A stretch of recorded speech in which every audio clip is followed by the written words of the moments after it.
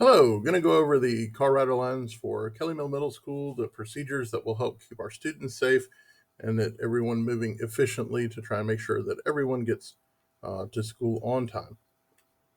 There are three different entrances to the campus of Kelly Mill Middle School. None of them are connected to each other, so it's good to be aware of them. Two of them are car rider lines that can be used in morning and afternoon. The one off of Kelly Mill Road, the main entrance, arguably the main entrance to Kelly Mill, we share with Lake Carolina Lower. And so you come in, take a right, and it loops around. It ends up coming by parking lot one.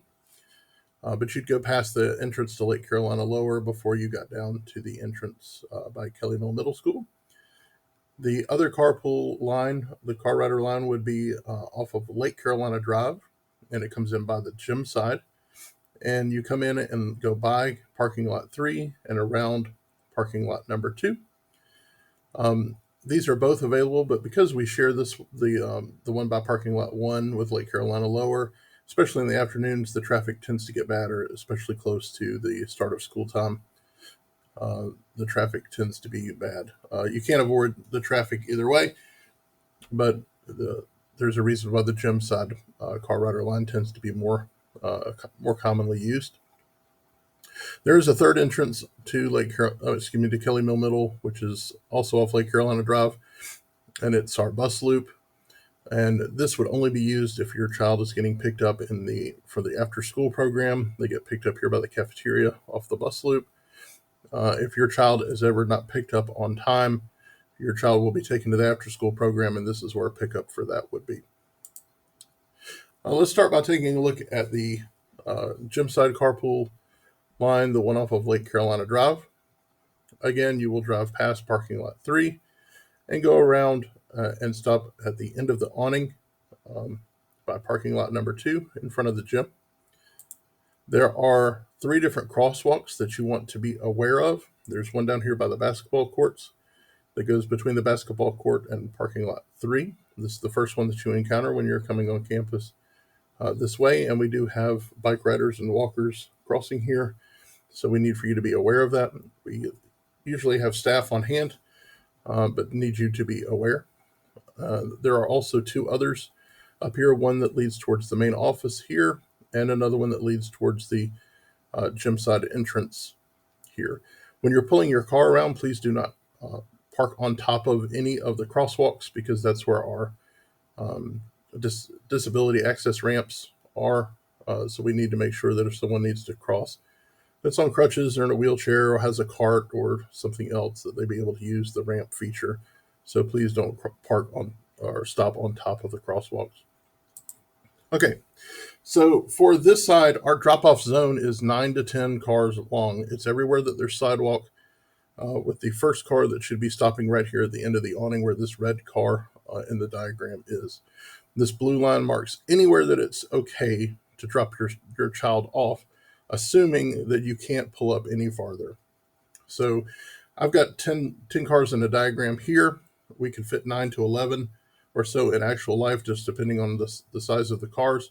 And that's a good number of cars to be able to let off at one time. If we're able to allow 9 to 11 students get out of their cars at any one time, that's good. So this group of cars should consider themselves almost like one block. They pull around together all the way around. If you're the next car down, the car that would be behind this orange one, you are going to end up pulling all the way around to where this red car is, and all the cars behind you will make up your next block of cars. So we want all 10 cars to pull all the way around, stop, and we want the students to exit safely and efficiently in this zone here that's marked on top of the sidewalk from the end of the awning. This is going to be key. If you stop early, like for example where this pink car is or something else, then we can only release a certain number of cars behind you, two, 3, or 4 cars behind you. If you stop here where the white car is, we can only release 6, 7 cars behind you. We want to make full use of the area so that we can release as many students as safely as possible. And you being aware and helping us to expedite this helps prevent the traffic delays in the morning. Now, in the afternoons, when we're doing pickup, we do have to limit this. We're not going to let students get in the cars 10 cars at a time. We have to limit this to 4 or 5 cars. And the reason for that is it takes too long. Let's say your student in drop off was standing down here by the blue or the red car, and your car is way back here. It would take too long for your student to walk all the way around to your car. So we need for the cars at the afternoon to pull all the way down so that we can get them to the cars quickly. And that's why pickup, we have to reduce the zone for loading from 10 cars to about down to 5 in order to be safe and efficient that way. But in drop off, we need to be unloading 9 or 10 cars at a time. All right, on the other side, the Kelly Mill side, the same rules kind of apply. There is a crosswalk here, and the crosswalk in the end of the awning mark the place where cars should stop. There is one exception to this. If you know that your student is in a situation where they've got an extra delay, it can help if instead of getting out here that you allow yourself to wait and pull around a little bit farther towards the front entrance. Let's say your child's on crutches or something else that's going to cause a delay. Then you can wait and not exit here and pull forward. Same back here. If you know your child's going to cause a delay and you happen to be here, you can wait and allow yourself to pull down further to help expedite. But we should be unloading at this place. So again, cars should be acting in a group together. You all pull down together. Once you're able to stop within the loading zone, it is okay to let your child disembark to be able to walk to the entrance of the building. Okay, so in order for us to have an efficient drop-off, we need for you to be aware.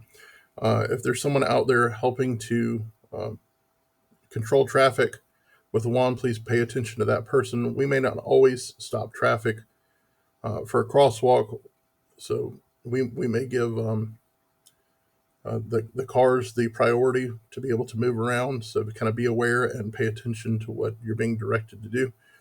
We have to be safe though, and safety has to be first. So we need you to be patient, don't be rash. Please have your student on the passenger side of the car when possible. We know that some cars have multiple students inside the car, and so that's perfectly okay to have the students where you need to. But where it's possible, please have them on the passenger side so that they can get out on the crosswalk. We want as few students out in the road with traffic as possible. All right, this one here, handle communication before the loop. This is something that all of us can do a better job with. Don't wait until it's time for your child to get out of the car for you to have a conversation about how they're going to get picked up in the afternoon, or if they're now going to have to be a bus rider, or if they have to stay for practice. We need for you to have the conversations before the car loop. We need for you to say your goodbyes and do your hugs and kisses and all that kind of stuff before the car loop. These are places where we can definitely all improve. So have your child ready to exit. We have students that have lots of different items that they need to get. You know, a student has a backpack, a Chromebook case, a lunchbox, a mask, sometimes an instrument. We've got lots of different things to kind of keep up with, and we get that. Water bottles now too. So just make sure that your child is ready and has everything at hand and has a plan to be able to exit quickly and safely. Once your car stops in the unloading zone, it should only take a few seconds to get your child out and then close. Now, we understand that some students are going to take a little bit longer, and we're going to be patient. We're not going to try and turn an anxious situation and increase the anxiety with it. So we need to be patient and understand that people have different things going on and different things, but there are things that we can do to try and make it more efficient. Now, again, if you have a situation where you anticipate there's going to be an extra delay, your child's brought in something to show for the class, has a project, things like that, you can allow your car to pull down a little bit farther to be able to help keep the traffic flowing. So please be aware of that. Please be aware of some common delays that we have on campus. Off campus, as we get close to the start of our school, the elementary schools are starting to open up and receive students, so we can anticipate that there's going to be poor traffic. especially close to the elementary school times as well. So please anticipate that. Please know that on rainy days or very foggy days or anytime there's any kind of inclement weather or something going on, that that that seems to impact carpool dramatically.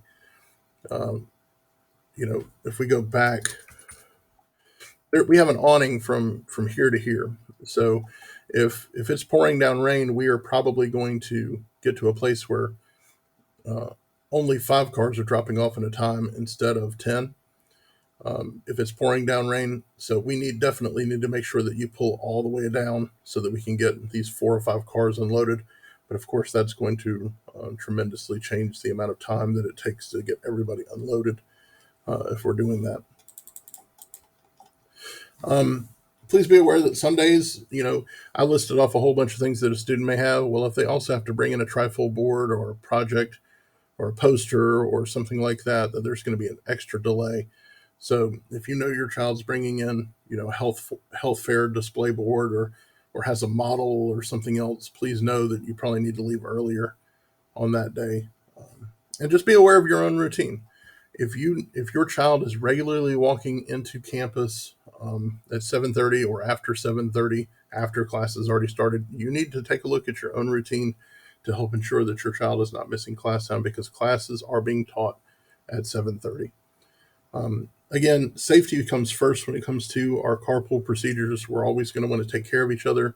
We don't want to turn an already anxious situation into more uh, and to increase its anxiety even more. So please lay off the horn unless it's a safety issue and just let's just be patient with each other. But at the same time, please be aware. Make sure that you're focused and have your child ready. Have the communication already done so that the only thing your child needs to do is open the door, grab their stuff, step out, close the door, get on that curb, and get into the building safely. If we all work on this and do this together, we can definitely lower the amount of time that it takes to get students on campus and off campus, and we appreciate everyone's help with this. Please share this presentation with anyone who's going to be involved in picking up or dropping off your child, whether it's grandparents, friends, etc., so that they're aware of our rules and procedures, so that we have a chance to make this successful every day. Thank you for your time and have a great day.